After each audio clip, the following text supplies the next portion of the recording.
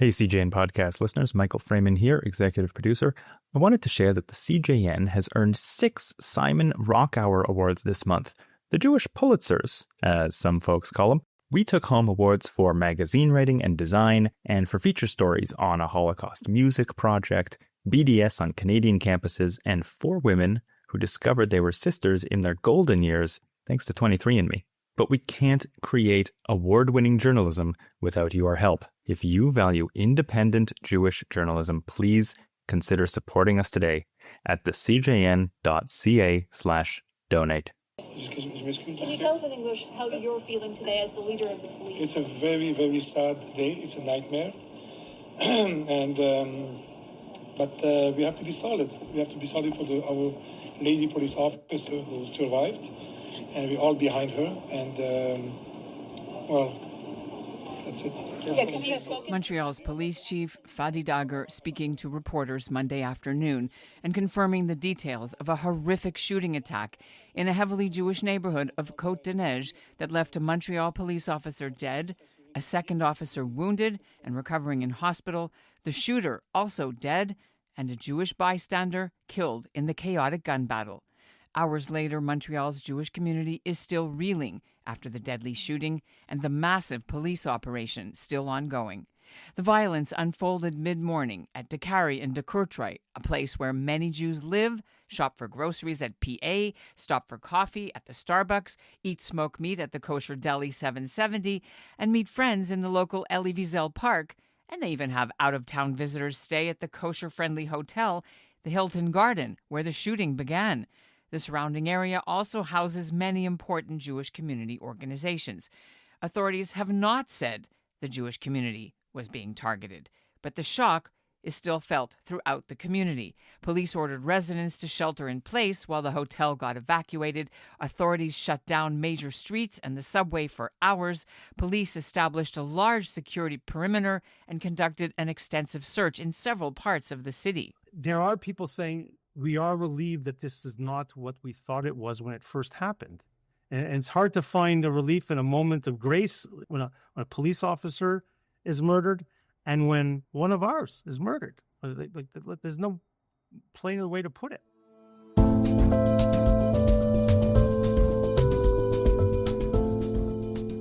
I'm Ellen Besner, and this is what Jewish Canada sounds like for Tuesday, June 23rd, 2026. Welcome to a special edition of North Star, the flagship podcast of the Canadian Jewish News, made possible thanks to the generous support of the Ira Gluskin and Maxine Granovsky-Gluskin Charitable Foundation.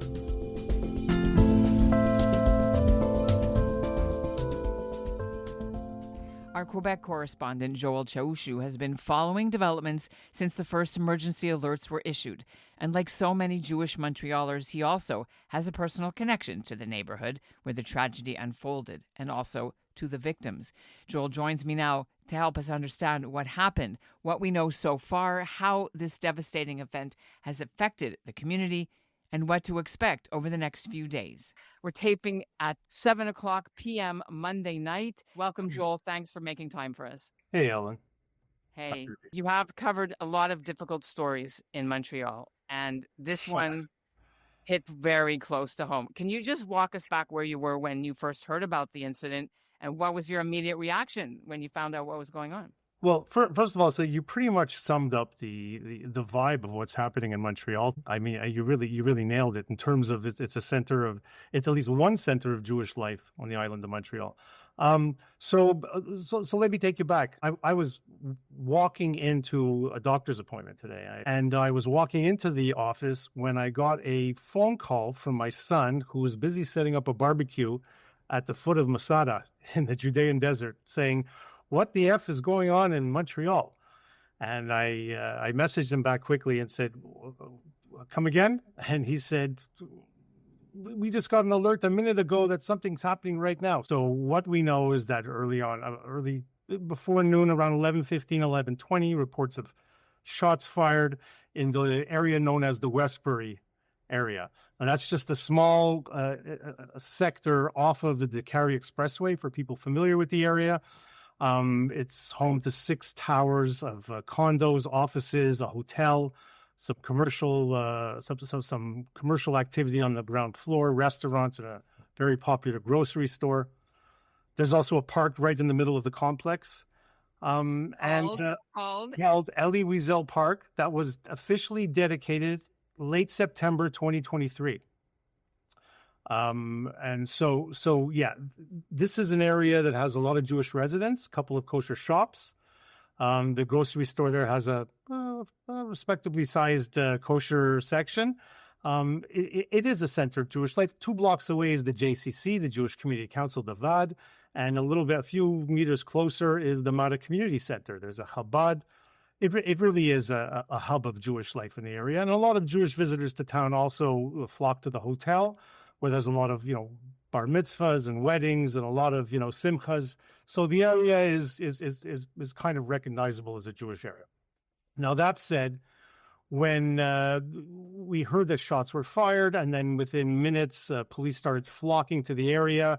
Families in the park with their kids were fleeing for cover. Police arrived at the scene and smashed their way into the grocery store, thinking the shooter may have been in the grocery store, which he wasn't. We found out afterwards. There was a lot of confusion. There were people taking photos and videos from all the surrounding high-rises. Confusion over the number of shooters, over the number of police. Well, we do know that it was pandemonium.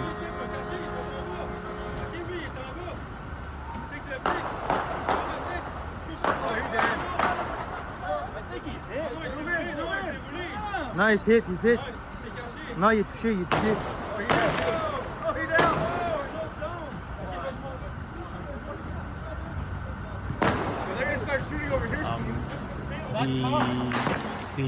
The Quebec government declared an emergency. The city of Montreal declared a public safety emergency. A shelter-in-place notice went out to everybody in the area, which is quite a sizable area, from Highway 40 to Queen Mary Road, from Côte-des-Neiges Boulevard to McDonald, which is not far from where I am. Nobody could get in or get out. And that really affected traffic very heavily in the midday near Jean-Talon-de-Carry, one of the worst intersections in the country, definitely the worst in Montreal in terms of congestion. They shut the subway down, too. It shut the subway down. It shut the subway line down. A lot of institutions. Yeah. So about 20 minutes after the first report, St. Joseph's Oratory was evacuated. Now, the Oratory on Queen Mary is known to a lot of visitors to Montreal. It's 3 kilometers to the south. But at the same time, reports started coming up that police were sighted in large numbers in the Westmount area, which is above the Oratory. It's not clear what they were or who they were looking for. Was there an active shooter elsewhere? Were they chasing somebody who left the Westbury area? We're not sure. What we do know is that police from all over the area converged on the scene. Now, Station 26, which is near the Westbury area, as the crow flies, it's about 300 meters away from the shooting site. But because of the CP rail line, everybody has to go around the long way. So it could have taken cops feasibly 10 minutes with the sirens on, everything to get there. They probably could have run there faster. I've literally walked across that bridge myself many times. You're talking to Dick Square. Right. Well, alongside the railroad track. Right. So to situate it for people, if they know where the Carey Square is, alongside the Carey Expressway, this is right across the highway. This is where the condo development and the hotel and the shooting site. So is it true that we've seen video that there was an arrest made into Carey Square today? There was an arrest made into Carey Square, which is now called Décour de Carey. Sorry. People online have been reporting it as a second shooter. There's no confirmation of that. It's only rumor. But police were out in force all over the area. And it was hard to get in or out. The police have said, as of 3 o'clock, the police said they have no reason to believe there is a second suspect. They confirmed that the threat was neutralized, i.e. the active shooter. But still, as of 3 o'clock, there were still police present in Upper Westmount. Now, we know, tragically, a Montreal police officer, likely from Station 26, though there's no solid confirmation, was shot and killed at the scene. Even more awful, his assassination, his killing was done live on video. People have been sharing that video. It's awful. There are times like this when people feel that curiosity, that morbid curiosity, to see and to share. But it really is quite awful to see him in his last moments. The police officer succumbed later on, but he was shot by a shooter that is also visible on camera. You see the shooter in action, you see the wounding of the second officer, and you see what looks to be the shooting of a civilian. Now, again, there are reports, and even Quebec's public security minister, Yann Lafrenière, a former police officer, long career in Montreal police, he's acknowledged that there appears to be, it seems that the image would suggest that the civilian was shot by a police officer. It was chaos. It was chaos. It is chaos, and at the same time, far to the right of the picture that you don't see until later as the frames go by, that the active shooter with his long gun was running in that direction and shooting in that direction. So it's not clear. What we do know is the female officer is out of danger. Yeah, that's what I was going to say. So she had surgery. That was earlier today. She was in critical condition, but she's stable. She's out of danger. But tell me about the civilian, because so here again, you knew about this person. You may even have known them. We're not going to mention names, because as of now, we don't know. Here again. So, news organizations approach this in a variety of ways, and we've seen that over the decades. To be first out was once a badge of pride, a badge of honor for news organizations. But we're a little different at the CJN. It's important that we talk about the community and the people involved in these stories and how it affects them. And so I can say now I don't have official confirmation of the identity. Now, until the police have confirmed otherwise, or the family has publicly confirmed otherwise, I'm not going to play that game.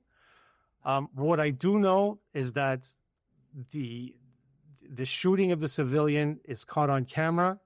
It's clear. The question is where the bullets came from.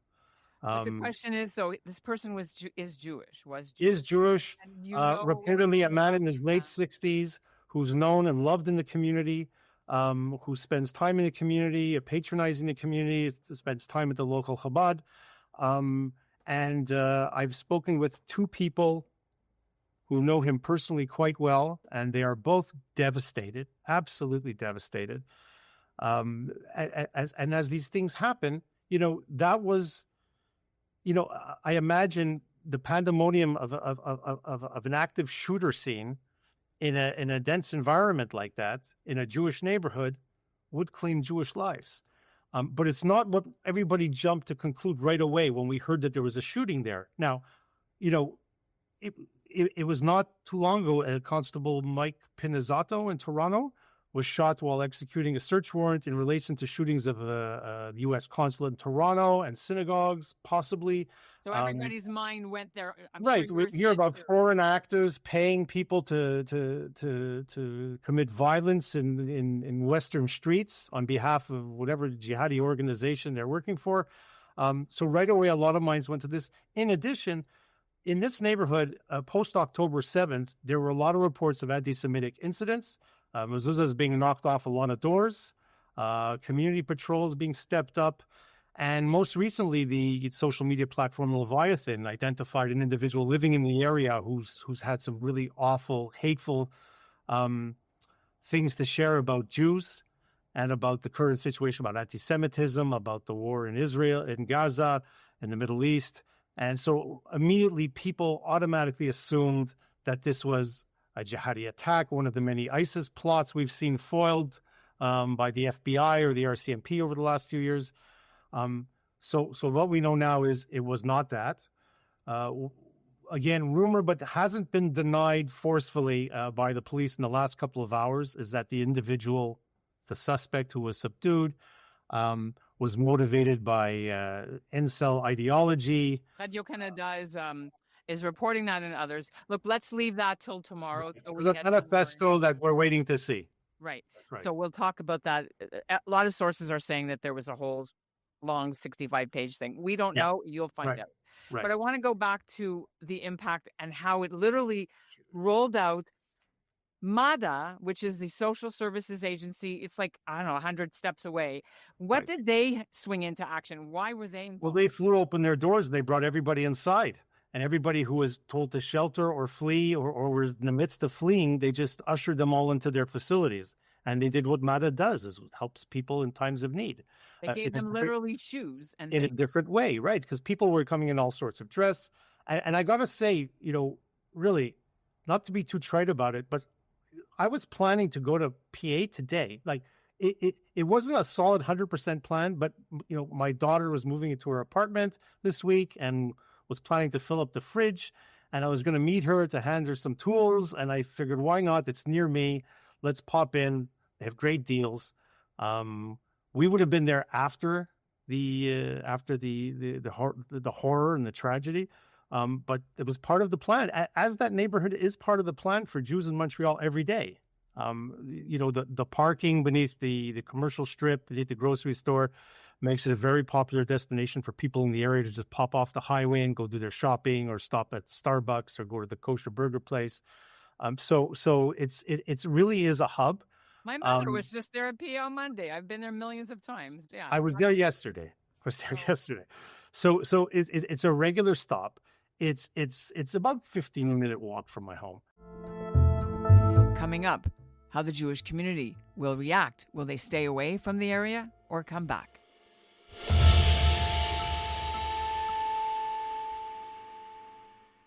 That area has transformed quite a bit over the years. It's a very ethnic district. There's a healthy population of Jews in that new development, in that condo development. So this really has resonated. Social media has gone off the charts with rumor and conjecture. But people were literally filming from their windows. I mean, right. You have so many eyes on the active shooting of the police officer was captured by somebody. So many. It appeared to be taken from a hotel window. From Right. window in the hotel where the shooter is alleged to have begun shooting. Now, I'm going to interrupt. Think about how many people are now traumatized because they've lived through this. You were living through it as a journalist and someone who knows the people in the area, but they literally are dealing with this now. Right. So what are you hearing? You said you've been online a lot. What are they saying, people that saw it? People are very upset. People are incredulous. A lot of people are suspicious that this is not the whole story, that the police are hiding information, not to put people into panic. But as more information comes out, and for police and officials to be responsible when they do this, they roll it out when it can no longer hinder an investigation. People are starting to accept, not only the gravity of what happened, but the facts of what happened. But still, that everybody knows somebody who was in the area, who was around, who was there yesterday, who was planning to go this afternoon. It really is a very commonly accessed area for people not only who live there, but in the periphery as well. I have to tell you, though, it really is. I did speak with a police officer, a Montreal police officer today, not from the local station, who did tell me that the Montreal police are terribly saddened and aggravated, and that these type of, there were reports that this was a baited operation, that the shooter shot, there are rumors that the shooter shot out the window of the hotel, once descended the hotel, crossed the street, once the police showed up, engaged in a shootout with police. It was an ambush, to satisfy whatever twisted bloodlust he may have had. But these types of things have happened in Montreal and recently, but not to this degree. Absolutely not to this degree. Maybe taking a pot shot at a car, or vandalism, or throwing a rock, or just getting their kicks. But this was really horrific scenes of of an individual in camo gear running by the Starbucks in camo gear with a long gun and shooting. It's like the kosher Starbucks too. Mm-hmm. It really is something that we're not accustomed to seeing in Montreal, but we have seen more of this. We've seen more horrific scenes of violence, of suggested violence in Montreal and Toronto. You just had a firebomb at the Temple Emmanuel a week ago. We were just covering that story right. 2 weeks ago. In Westmount, down by Sherbrooke. Yeah. So, that's right. And then didn't you have last Friday night, the police had a press conference at 10:30 on a Friday? So, yeah, Fadi Dagger, called an emergency, the police chief, Fadi Dagger, SBVM police chief, called a press conference to announce the immediate suspension at the time of 14 or 15 police officers following serious, mostly credible allegations of some brutal systemic racism in Montreal North. Now that's far northeast from where we are. Systemic racism and abuse of individuals, allegedly cutting off the hair of individuals, of suspects or even of non-suspects. And so this is the week-long version of, or maybe Sedemanis Horribilis for Fatty Dagger. So I mean, he's been through the ringer. He was very emotional when speaking today. Oh my God, he could barely get a word out. He had to compose himself several times. Quickly thereafter, the Minister of Public Security, Yann Lafrenière, spoke. The minister responsible for the island of Montreal, Chantal Rouleau, spoke. Mayor Soraya Martinez-Ferrada and Premier Christine Frechette as well. They ordered all the flags in Montreal and Quebec lowered to half-mast, and they extended their sympathies with the families and the communities that were affected. So what are we expecting for the next couple of days in terms of the Jewish community? Right. So in terms of the Jewish community, the usual organizations are going to be, seeking to reassure everybody, and the community service security networks are going to be making sure everything's shored up as it has to be. In terms of the Jewish community, as well as the community at large, there are social services available for people to talk to if they want to call 811 and talk about, if they're feeling, the effects of this trauma they witnessed or they experienced.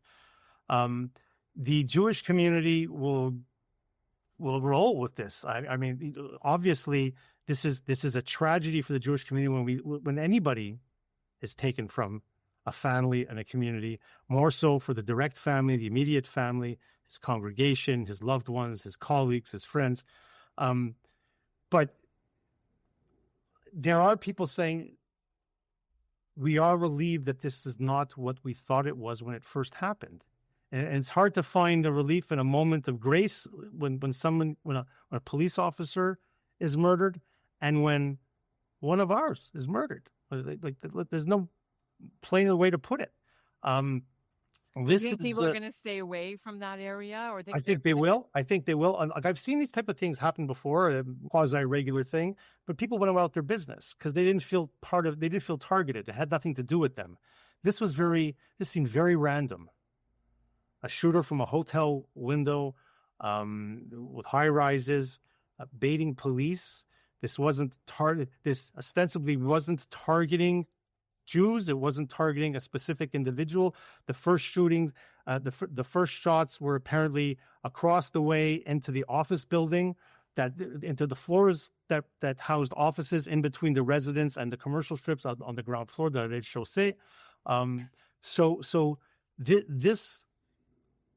People will, if you hear some of the testimonies of the people speaking on the news or sharing their firsthand accounts on social media, they're saying, "Thank God we're okay. We felt good. We run a community WhatsApp group and we were sharing information. I checked in on my kids and my neighbors, but we can't forget that two losses of life here, like really horrific, broad daylight, and we're still not sure why.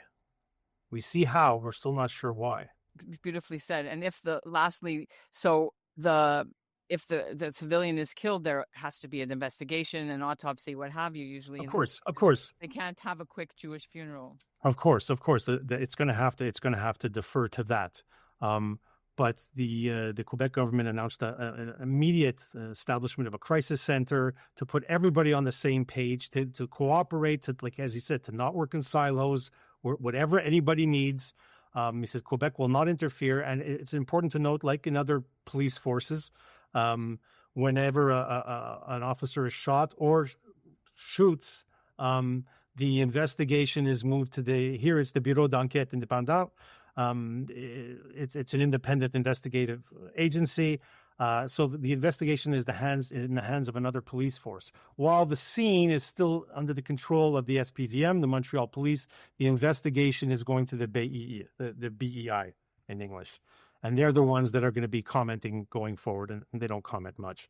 But Again, you asked if people are going to feel comfortable. I don't know. Listen, there's a lot of people that live there and have to live there. They're allowed back in. Everything's been lifted? Everything's been lifted. People have gone home. People are in the area. There's a lot of, curious types showing up to snap pictures, to look at police tape on the ground. There's still some cops around, of course, but the big shutdown has been lifted. That came at I think that was about 4:00. I got it on my phone telling me that this shelter-in-place alert was lifted. People can go about their business. I was have to retrieve their cars from underground parking at PA. I know someone that was literally in the store. We're going to try to do an interview with this woman. PA, yeah. And they were locked down for hours and hours, and the police, and then they couldn't get their cars out even after. Yeah, there's about 15, 20 parking spots under there, and those are the people who frequent there's a bakery and a cafe on the first floor as well, in addition to PA. Yeah, because they validate. It's awesome. Well, you don't even have to validate. You just have to be out within 60 minutes. And listen, that's the light side of it. But again, it really is eerie, and this is not an old, crumbling, decaying, decomposing, neighborhood that's, been abandoned through gentrification where you'd expect urban crime. No, at all. It's all shiny and new, and the pavé uni on the streets, and the beautiful Elie Wiesel Park, the kids playing. Well, it's more of a parklet. It's like a small linear park. But and there's still a lot of building going on. Like a block away, there's another building going up, and there's a green space being landscaped, and that's one of the reasons why one of the first people who spoke with French media today, a resident in one of the buildings, said they thought it was something to do with the construction. They were driving foundations or something, but pretty quickly realized that there was a shooter, and I mean. Within 15, 20 minutes, there must have been at least 50 cop cars on the scene. Within 40 minutes, there was an armored vehicle, one of the SPVM's armored vehicle. There was canine units all over the area. And all traffic above the expressway was halted. Exactly. So we'll let you go. You have a busy night and day ahead of you. And stay strong. Thank you for sharing your personal connections and your on the ground reporting with the CJM. Thank you, Ellen. And that's what Jewish Canada sounded like for this episode of North Star, made possible thanks to Ira Gluskin and Maxine Granovsky-Gluskin's charitable foundation. Stay with us at thecjn.ca for continuing coverage of this developing story. Were you directly impacted by the events in Montreal? Please get in touch and help us tell this story. We're at info@thecjn.ca. North Star is produced by Zachary Judah Kaufman with Izzy Helenchild. Michael Freeman is the executive producer, and Alicia Richler is our editorial director. Thanks for listening.